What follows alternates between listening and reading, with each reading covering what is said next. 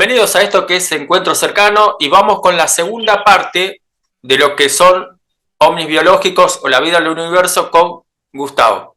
Gustavo, ¿qué tal? Adelante. Hola, hola Gustavo, ¿cómo estás? Muy bien. Muy bien, compartiendo con ustedes esta segunda parte, que cada vez se hace más interesante. Mira, buscando material de todo lo que voy guardando, que se va sumando y sumando, encontré una pequeña reflexión que nos va a venir bien.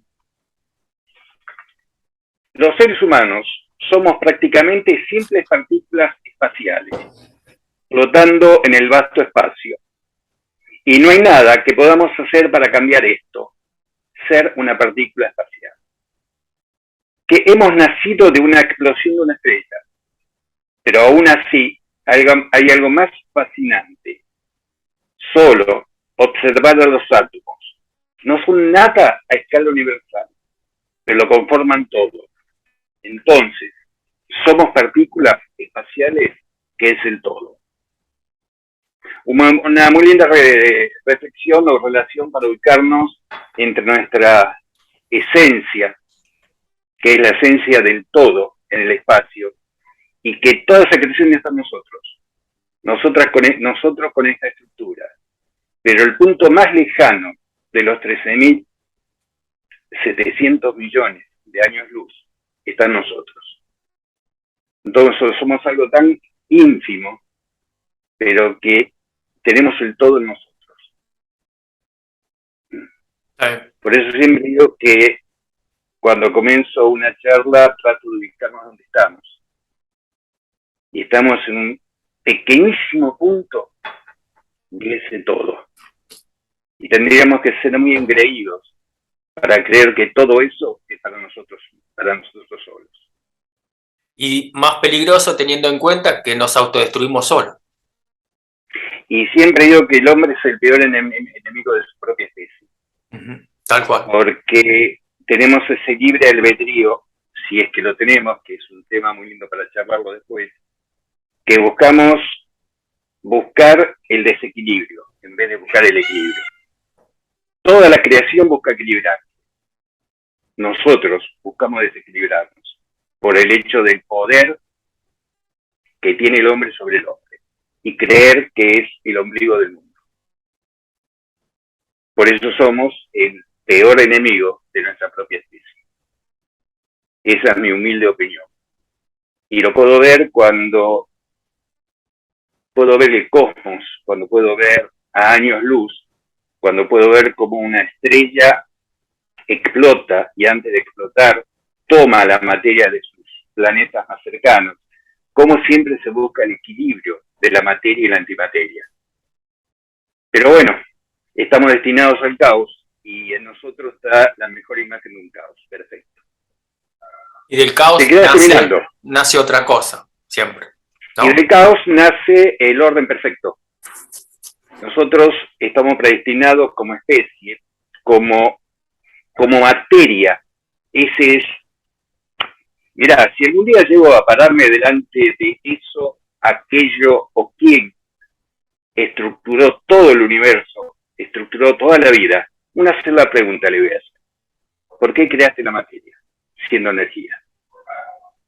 Porque el peor error de la energía es la materia y necesita ser destruida. ¿Y cómo la destruís? Fue una muerte térmica. ¿Qué es la muerte térmica? El caos propio. Y nosotros vamos al caos, toda la materia por el caos. Pero ¿qué pasa? Teniendo lo que creemos inteligencia, nos creemos superiores para destruir.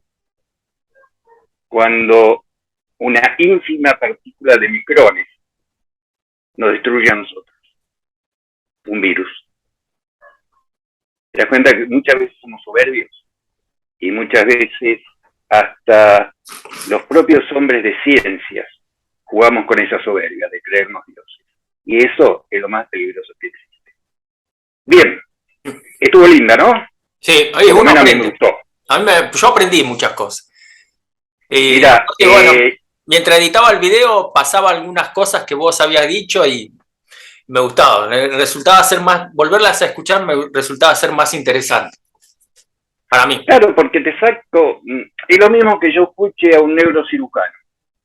Y bueno, me va a interesar mucho y obviamente voy a entender un poco más de lo que es un bisturí, sangre y una curita. Y al tercer punto me desmayé. Pero uno entra a un mundo desconocido que no es el contexto que ves todos los días ni tu entorno. Tal cual. Entonces hay muchas cosas, igual para nosotros. A mí nunca, lo maravilloso que tiene mi ciencia es el asombro. Nunca me deja de asombrar. El asombro es el conocimiento. El que te obliga a decir, hay algo más allá. ¿Y qué es ese algo más allá? Y ese algo más allá es que lo que nos acerca al entender ese tema uno del Big Bang, donde todo nace. Y bueno, cuando lleguemos a ese punto, quién sabe con lo que nos encontraremos. Por eso, creo que lo escribí o lo leíste en uno de los informes, cuando estuve en el ALICE, en el CERN en Suiza, que un proyecto de 10.000 millones de euros estuvo parado un año por un cable de 2 euros. Entonces, podremos captar en ese momento toda la energía del Big Bang, o qué se producirá si por un cable de 2 euros tuvieron que parar por 2 años el leche o la célula de partículas. Entonces, no seremos muy arrogantes de jugar a ser dioses y gastar 10.000 millones de euros para encontrar aquel bosón Higgs, la partícula fundamental, para cerrar un cuadro de las partículas. ¿Para qué nos sirve? Y te lo estoy diciendo en físico teórico. ¿Qué me suma? Creo que nada. Entonces, es la arrogancia de la propia ciencia. Bien. Y otra cosita que te quiero hablar porque después se me va a olvidar. Sí. Cuando hablábamos de las señales que recibían los telescopios, los radiotelescopios. Sí. Me dijiste que me ibas a comentar de una señal que habían recibido. Sí. Ayer, a las 23 horas 19 minutos 38 segundos. Ayer fue, esto es ayer. 19 de septiembre, ayer. Ayer, sí. A las 23 horas 19 minutos 38 segundos. El Square Array Pathfinder, el ASCAT, un radiotelescopio australiano muy, muy, muy sensible a las señales. Es una particularidad que tiene. ¿Un radiotelescopio de dónde, perdón? ¿De dónde el radiotelescopio? En Australia. Okay. El Square Array Pathfinder. Capta una señal extremadamente inesperada por las características. La misma señal fue captada en Atka, en Sudáfrica, en agosto pasado. Una fuente de radio variable y polarizada. Y no vamos a entrar en detalle porque me costaría mucho tratar de explicar y me llevaría tiempo. Sin una contraparte de longitud de onda múltiple. Bueno, eso es lo que lo hace variable, eso es lo que lo hace extraña a la señal. Y que tampoco aparece en el campo de rayos X, es decir, cercanos, lo que nos dice que no es ningún evento cósmico, ni un pulsar, ni un choque ni un choque de estrellas, no, ni un choque de estrellas, un pulsar, nada cósmico que pueda emitir una señal tan fuerte. A una distancia, esto es lo interesante, a 12.3 años luz de la Tierra. No es tan lejano, ¿no? Mira, decir, la estrella más cercana que vos estás viendo en el cielo está a 4.2 años luz. Entonces, 12.3 años luz es a 3 cuadras de tu casa. Si lo transportamos a lo que nosotros podemos... Sí. A un parámetro nuestro. Cuantificar aquí, un parámetro aquí. Bueno, y ahí se comienza a activar un protocolo de búsqueda. aumentar la cadena de sondeo y retener la amplitud de la señal en el Centro Parque de Australia y en el centro de Berkeley. Retener la señal, captar toda esa cantidad de longitud de onda, amplificarla y comenzar a detallarla pico por pico de longitud de onda. Y a partir de ahí, a través de los cuantas y esa mínima expresión de energía, tratar de comprender, llevándolo a un campo sonoro, qué amplitud y qué nos dice tal señal. Es un trabajo muy interesante, aunque te haya parecido medio incomprensible, pero muy complejo y muy interesante porque ahí tratamos de comprender lo que está dentro de esa señal, que es lo que una señal de radio o lo que vos me estás escuchando a mí por una señal. ¿Cuánto duró? De onda. Las primeras 3 duraron 7 milisegundos. 7 milisegundos. Las milisegundos. Y desde Sudáfrica duraron 16 milisegundos. 16 Pero lo más interesante, o milisegundos. Milisegundos. Ah. Milisegundos. A ver. Y lo más interesante es que son repetitivas, de una misma intensidad y una misma frecuencia. Quiere decir que su emisor es mecánico. Porque ningún evento cósmico puede tener esa onda repetitiva. Alguien, nuevamente, nos está mandando una señal.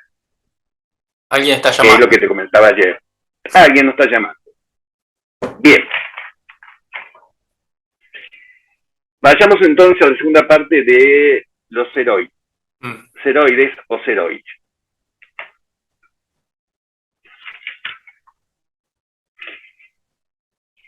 Desde la parte orgánica, como explicamos para la astrobiología, tenemos una lista de características que componen a un ser vivo. La materia, acordate, estaba por carbono, hidrógeno, oxígeno, nitrógeno. Un ser vivo tiene también elementos como carbono, hidrógeno, oxígeno, nitrógeno, fósforo y azufre. Entonces, para la materia ordinaria se refería al CHOM y para la parte orgánica el CHOM. Nada más, sumando fósforo y azufre. Estos elementos forman biomoléculas o lípidos con carbohidratos, proteínas, ácidos nucleicos, que si los juntamos forman una célula, unidad mínima de cualquier organismo. Quiere decir que ya estamos hablando de una célula en el espacio, que estamos hablando de un organismo que encontramos en el espacio. En el espacio exterior, en cuerpos celestes como los meteoritos y cometas, se han encontrado rastros de moléculas orgánicas y aminoácidos, que son esenciales para la vida. Acordate que nuestra historia comienza con el primer aminoácido que se forma en esa sopa cósmica que estaba rodeando a nuestro planeta. Y de ese caos profundo aparece el primer aminoácido, y ahí aparece la vida como la conocemos. Y estos mismos elementos están viniendo de meteoritos. Vaya a saber de dónde, pero están viendo rastros de vida. Pero otro tipo de vida existe en el espacio. Una de ellas son de lo que estamos hablando, los ceroides o los ceroides. Seres vivos que habitan en el vacío cósmico. El término de ceroid fue dado por el ufólogo Dr. Franklin Ruel a las misteriosas criaturas avistadas en las capas exteriores de nuestra atmósfera. Fíjate que la primera visualización de estos bichitos, de esta forma de vida, estaba en la parte externa de nuestra atmósfera. Bioformas que pueden rellenar los huecos del espacio libre. ¿Qué queremos decir con huecos del espacio libre?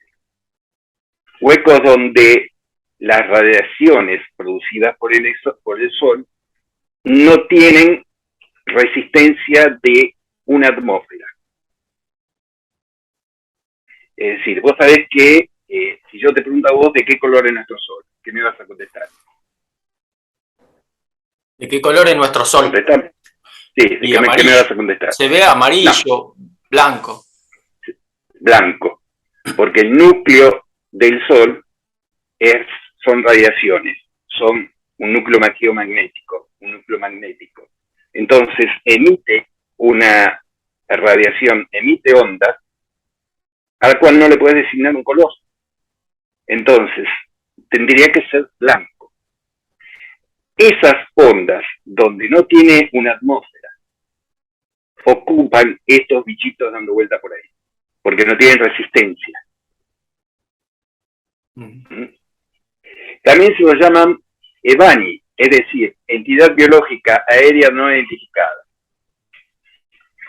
En este dominio, como dijimos, se caracteriza por la temperatura casi nula y la presión de atmósfera cero.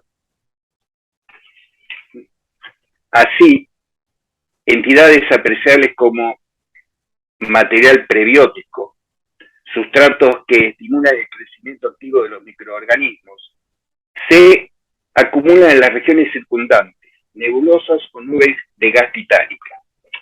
Es decir, estamos encontrando en los CEROID muchas evidencias de conformar vida. Y ahí entra la bioquímica, entra la astrobiología. Es decir, en encontrar estos elementos fundamentales para la vida. Y fundamentalmente, el que pueden generar el aminoácido, que fue nuestro primer elemento para que vos y yo estemos hablando aquí. Bien. Ya se han detectado docenas de compuestos orgánicos en el espacio, incluyendo formaldehído, ácido prúsico y celulosa. Bien, me estarás preguntando para qué estos tres nombrecitos, salvo la celulosa. Nos interesan. Nos interesan porque acá encontramos alcoholes y ácidos, dos componentes también de nuestra vida, de nuestra conformación. También lo estamos encontrando fuera en estos bichitos. En resumen, hay una abundancia de elementos básicos que hay que tener en cuenta para la evolución de los CEROID. Es decir, si nosotros podemos detallar una evolución del hombre, también podemos conformar una evolución de los CEROID. Porque si los confrontamos, estamos teniendo los mismos elementos que se van evolucionando. Los CEROID pueden variar de dimensiones, de microscópicos a macroscópicos. Varían desde una sencilla y extraordinaria complejidad a simples células. Ahora fíjate el desarrollo desde una estructura muy compleja a una simple célula. Es decir, tiene una capacidad de evolucionar desde algo muy simple hasta algo muy complejo. Bueno, algo natural, pero también pueden bajar de lo complejo a lo simple. Ahí nos detenemos en upa, ¿qué es esto? ¿Qué capacidad tienen? ¿Tienen inteligencia? ¿O lo hacen porque ya está estructurado que tienen esa capacidad?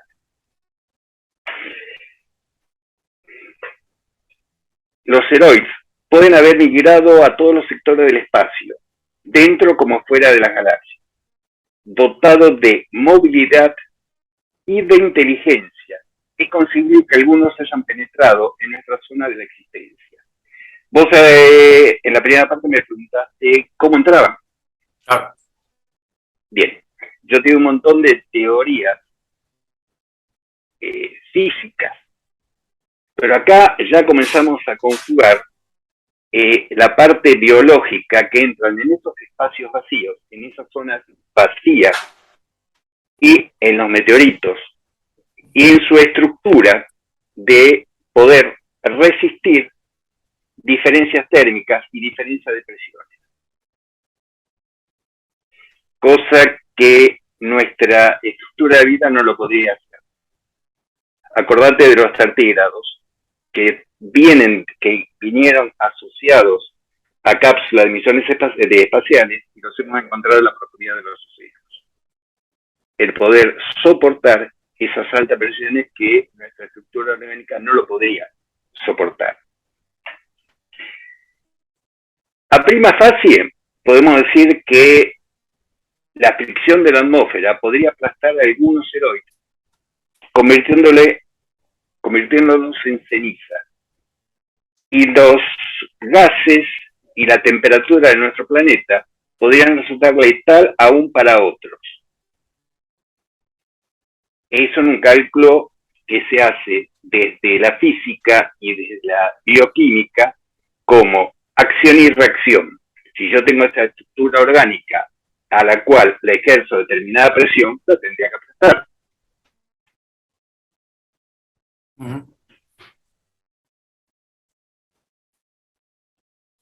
Todo, se pierde el audio. Ya está. Ahí está. Bien.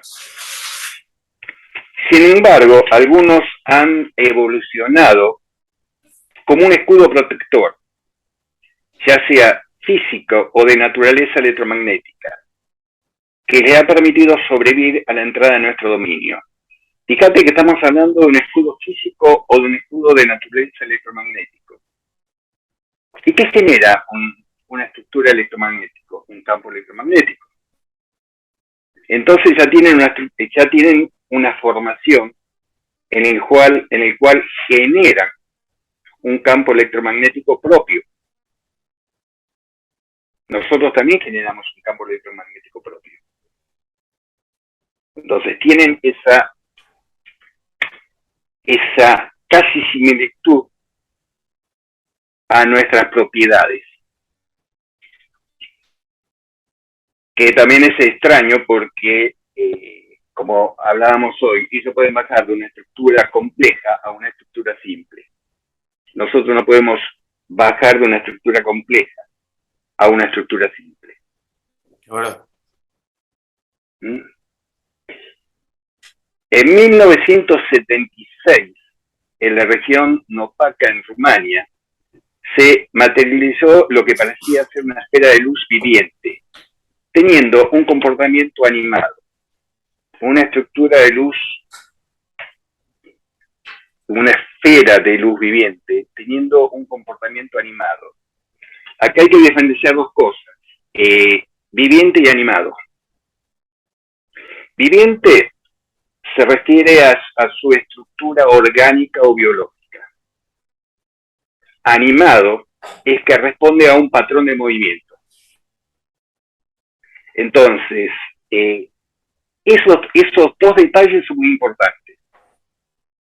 Si tiene un patrón de movimiento, ese patrón de movimiento es producido por inteligencia o es producido por algo ya instalado.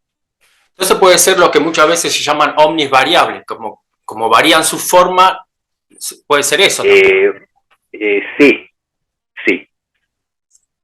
Podrían ser. Porque en los ovnis variables, ahí entra a jugar mucho la física que conocemos y comienza a jugar la óptica y la luz. Porque ¿qué me podés mostrar vos como un ovni variable? ¿Qué evidencia me podés mostrar? Y visual, que cambia de forma, tal vez levemente su color, varía su movimiento. Bien. Eso es óptica. Eso simplemente es óptica de la física. Sí, más de eso no puedo decir. No, pero simplemente es óptica por la luz. Sí. Si vos me hicieras un estudio de radiación o un estudio de partículas de cuanto en ese momento, podemos definir lo que es. Es lo que te dije en la charla anterior. Somos atados a aquello que queremos ver. Somos atados a aquello que queremos ver.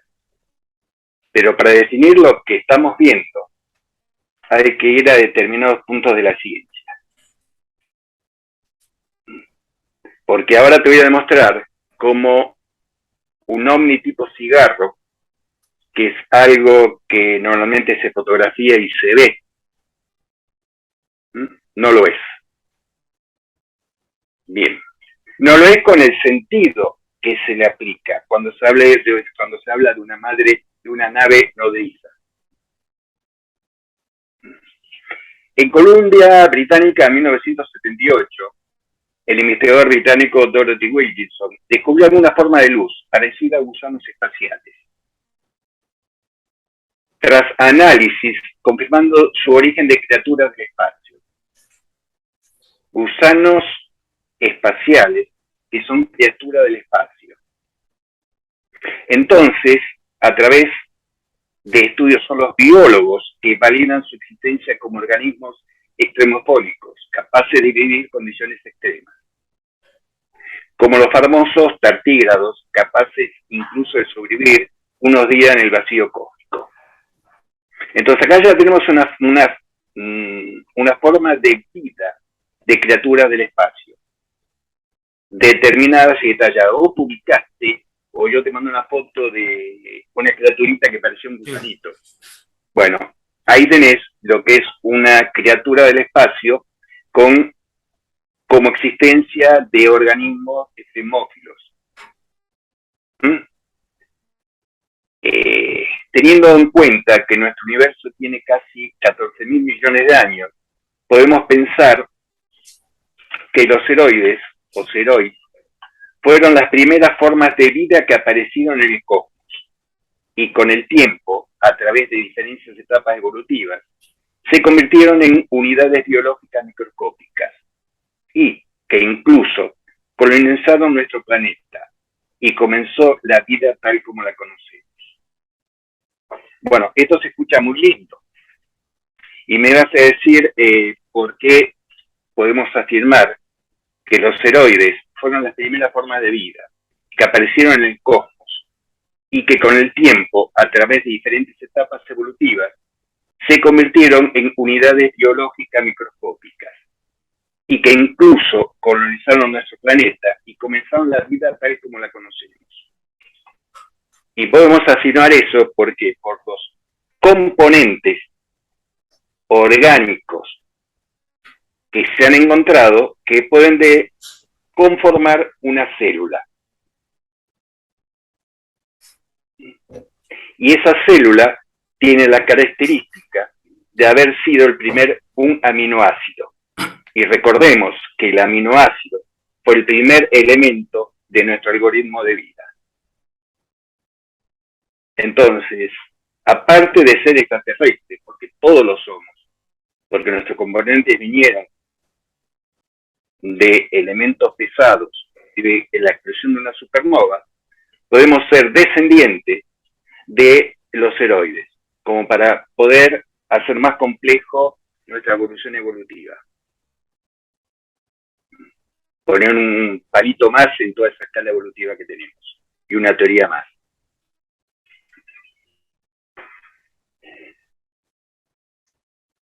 También, al tener ese escudo protector natural que les permite cruzar con seguridad nuestra atmósfera en busca de alimento, y que algunos de ellos, al descender a la altura visible, serían parte de aquellos que llamamos ovnis. Serían parte de aquellos que llamamos ovnis. Y vos me vas a preguntar por qué descienden a nuestra atmósfera buscando alimento. ¿Qué alimento buscan? Lo de nuestra atmósfera. El hidrógeno, fundamentalmente, y el oxígeno. Porque para poder conformar una célula y para poder conformar esos elementos que contienen alcohol, necesitan oxígeno y necesitan hidrógeno. Entonces, como muchas veces sostienen que los ovnis bajan a buscar agua a nuestro planeta, muchas teorías, esta vida espacial busca elementos que necesitan, como el hidrógeno y el oxígeno, para su evolución. ¿Y dónde lo encuentran? En nuestro planeta. Acá. Acá. Bien. Y por eso se lo pueden confundir como ovnis, lo que vos me planteabas hoy. Claro. Pero conversar con un biólogo y te va a decir, no, es vida. Sí, eso sí, no se discute. Es vida. Los satélites y las estaciones que orbitan alrededor de la Tierra también han realizado avistamientos de asteroides, que los han descrito como misteriosas esferas de luz u objetos con forma de cigarro, que parecen provenir del espacio exterior. Y acá están los famosos ovnis cigarros, que son fotografiados y, a ver, no quiero ser el abogado del diablo. Es decir, si vos necesitas una tecnología para captar algo que no tiene conformación sólida, no lo puedes hacer con una simple cámara.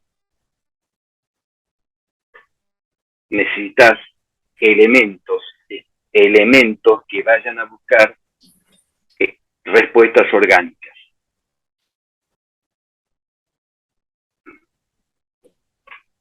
Eh, 5 minutos quedan, Gustavo. bueno, entonces la pregunta final sería, ¿podrían realmente ser una vida extraterrestre en busca de su lugar en diversos planetas? Sí. Eso es lo que siempre nos preguntamos, si qué pasaría si nos encontrábamos cara a cara con este tipo de vida y no sabemos si realmente puede modificarnos o algo, cuál es su intención más que alimentarse buscando hidrógeno u oxígeno. Pero, ¿qué pasaría si vienen a buscar su lugar en nuestro planeta? Quizás se extinguió la vida de su planeta, se extinguieron los elementos naturales de su planeta. Acordate de las tablillas sumerias, Sí. Sí. Que venían a buscar el oro porque en su planeta se había extinguido el oro. Y siempre yo me traigo siempre me traigo a la misión qué pasó cuando Cristóbal Colón vino a América. Es una pequeña comparación. La conquistó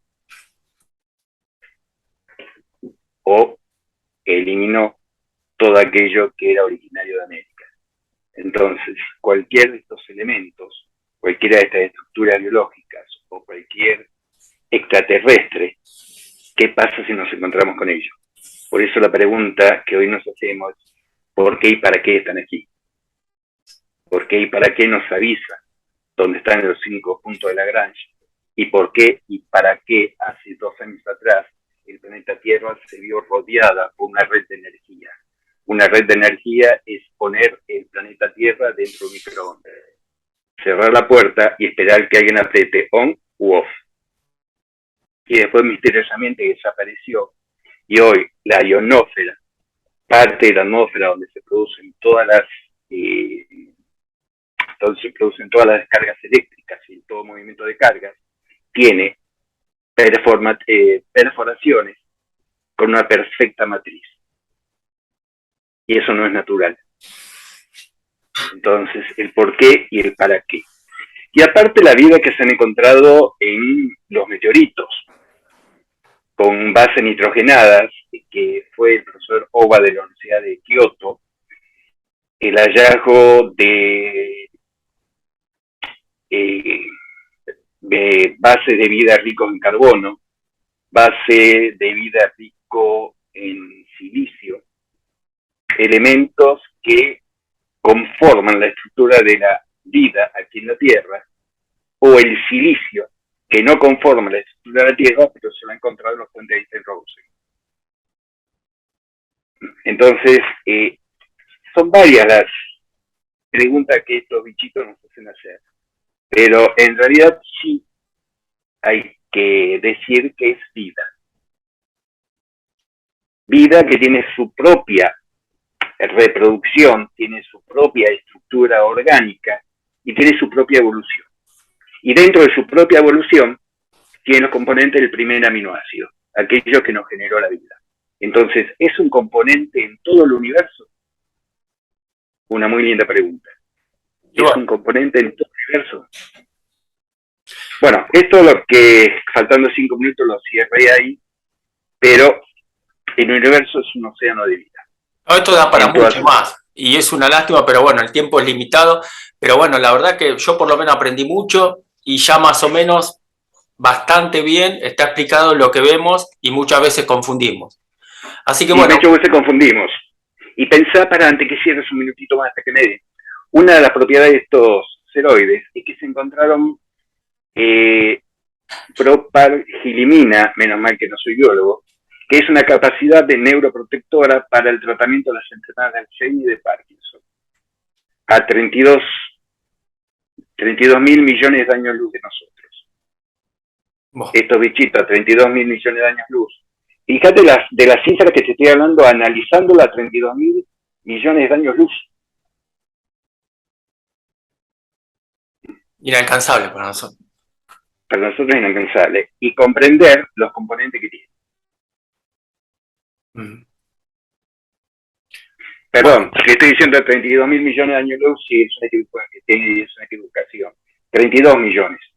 Bueno, igual también es inalcanzable. Es inalcanzable. Bien, ahí hablamos de estos pequeños bichitos. Buenísima charla, Gustavo. Te agradezco mucho. No, a vos todo lo contrario. Y... Perdóname hoy que ando medio trabado porque ando con ataque de tos. No, todo bien, bárbaro. Pero lo que aprendí, seguramente los que vean el video programa aprendimos fue un montón, y tu charla fue más que introductoria, fue una enseñanza de lo que es la vida en el vacío cósmico mismo. Así que, Gustavo, te despido como a todos, hasta el próximo encuentro cercano, y mil gracias. Muchísimas gracias por permitirme compartir con ustedes. Un abrazo grande. Por favor.